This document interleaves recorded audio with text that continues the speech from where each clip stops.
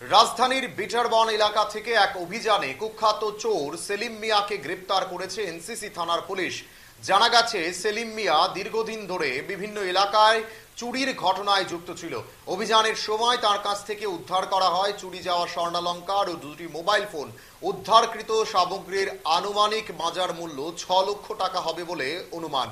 NCC থানার police জানিয়েছে সেলিম মিয়ার বিরুদ্ধে একাধিক চুরির মামলা রয়েছে এবং তার জিজ্ঞাসাবাদে আরো তথ্য উঠে আসার সম্ভাবনাও রয়েছে।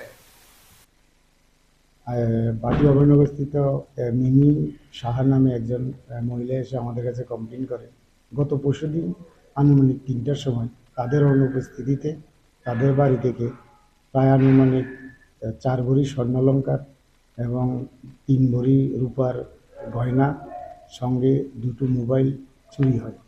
তো গতকালকে তাদের কমপ্লেন নিয়ে আমরা সিসিটিভি ফুটেজ চেক করার পরে আমরা একজন চোরকে অনুমান করে শনাক্ত করতে পারি।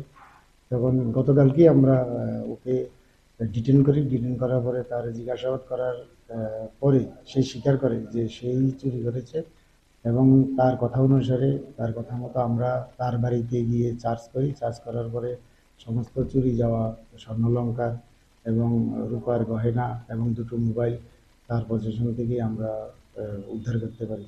তো এই এই বিষয়ে আমরা একটা মামলা নিয়েছি। মামলা নিয়ে তাকে আজকে কোর্টে প্রেরণ করছি এবং উইদিন 24 ঘন্টার ভিতরে আমাদের সবগুলি জিনিসই উদ্ধার হয়েছে এবং তাকে আমরা রিমান্ড চেয়েছি। রিমান্ড চেয়ে যদি তার সঙ্গে আরও কেউ জড়িত থাকে